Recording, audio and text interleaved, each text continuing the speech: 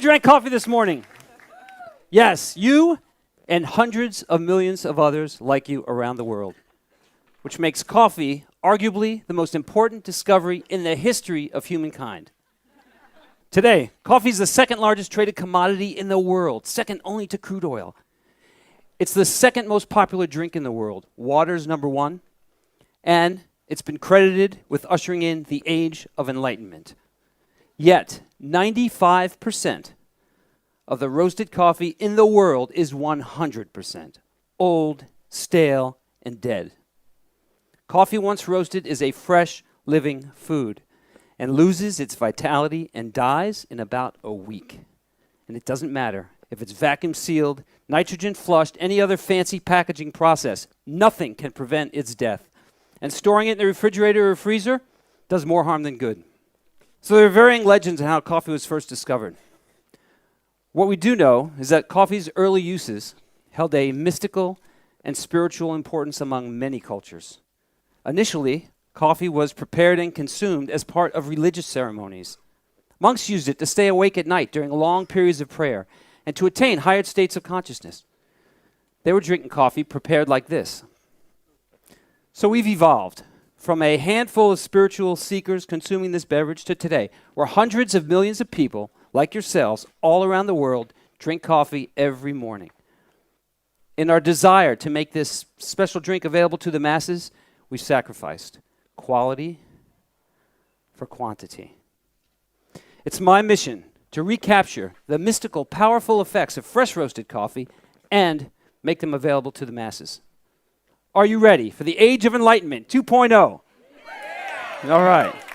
This is the branch of an Arabica coffee tree grown here in Bali. The cherries on this tree have seeds inside. Coffee beans, they're not beans, they're seeds. They're the seeds of the coffee cherries. Over 90% of these cherries have two seeds. They're the females. And only 5 to 10% have one seed, the male.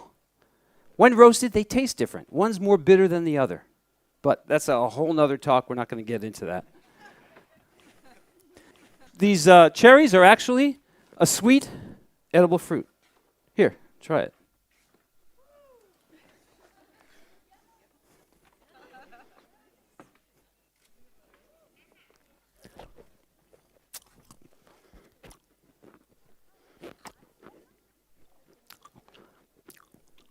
Now, once these seeds are separated from the fruit, they're dried. Looks like this. Once they're properly dried, they can be stored for months, even years. But once roasted, they have a very short lifespan and need to be consumed within a week to obtain the maximum amount of potency and freshness from them. Roasted coffee is a fresh food and should be treated that way. Now, during the roasting process, there are over 1,500 chemical reactions that take place. Just think about that for a minute. We don't have a minute. Let's think about that for 10 seconds. 1,500 different chemical reactions.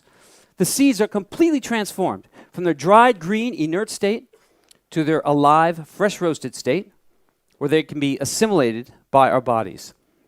The seeds have become, in this process, a pharmacological resource that can benefit our human brains and bodies in ways we have not even begun to discover.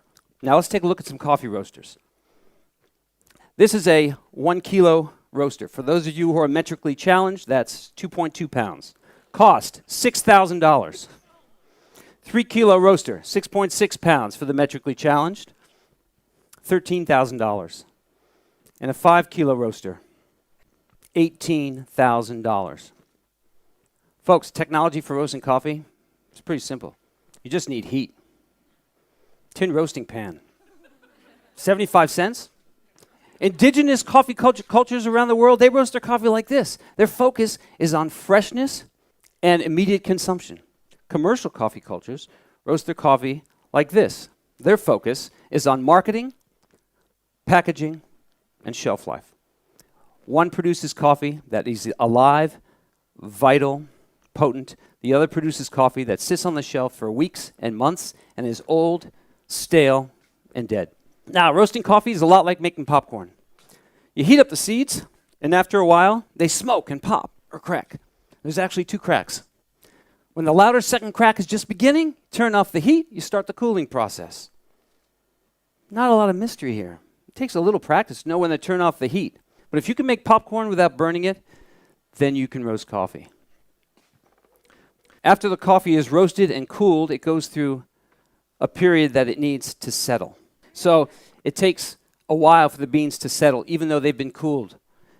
But this time period is several hours.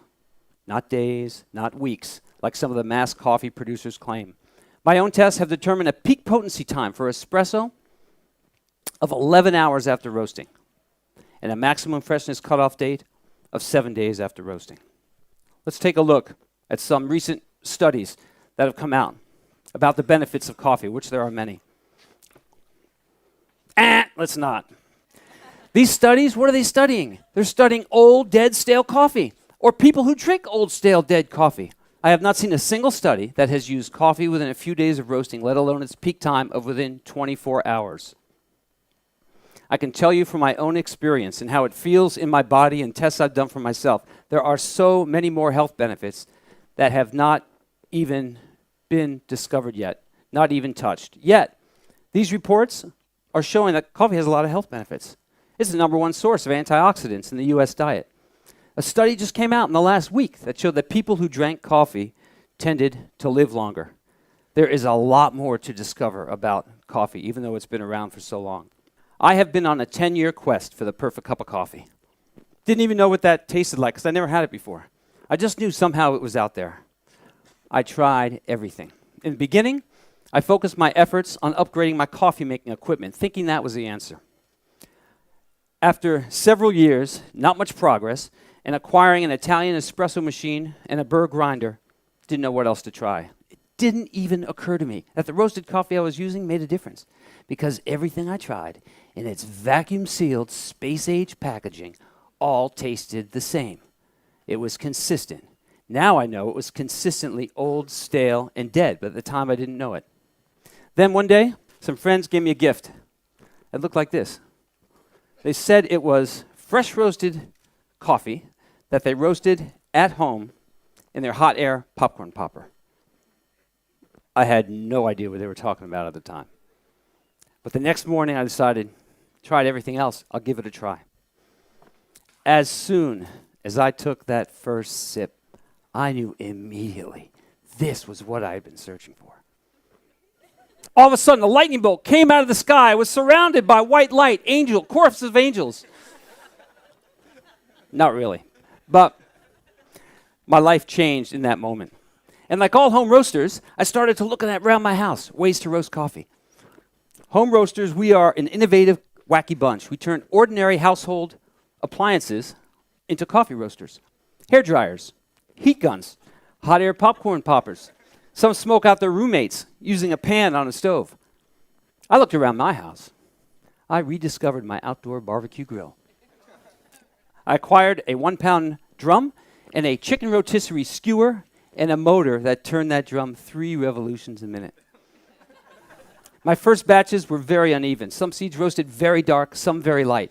But still, because it was fresh, it was the best coffee I had ever had. So I was really encouraged. I upgraded, got a bigger drum, got a bigger motor, and I was in business. Until today, I have created an affordable, portable, energy-efficient roaster that produces an excellent result. Throughout my discovery process, I've just had one question. How can I create the best of both worlds?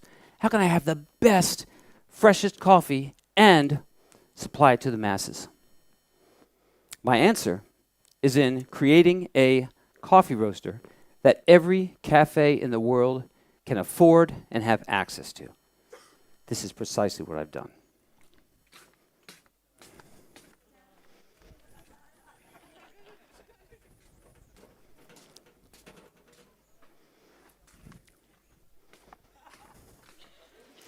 This is the My Roast.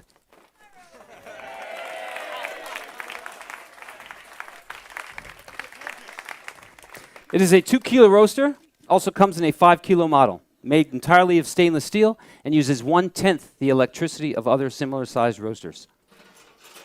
The seeds go into this drum. This motor turns the drum 70 revolutions a minute.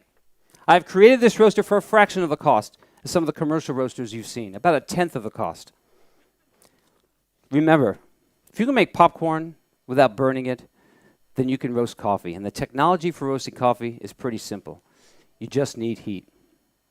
I'm creating a coffee university here in Bali. It's going to teach everything about coffee, from the cherry to the cup, growing, harvesting, processing, roasting, and barista training. The age of coffee enlightenment has begun. It's time for a revolution and a reinvention of the way we grow, process, and prepare our food.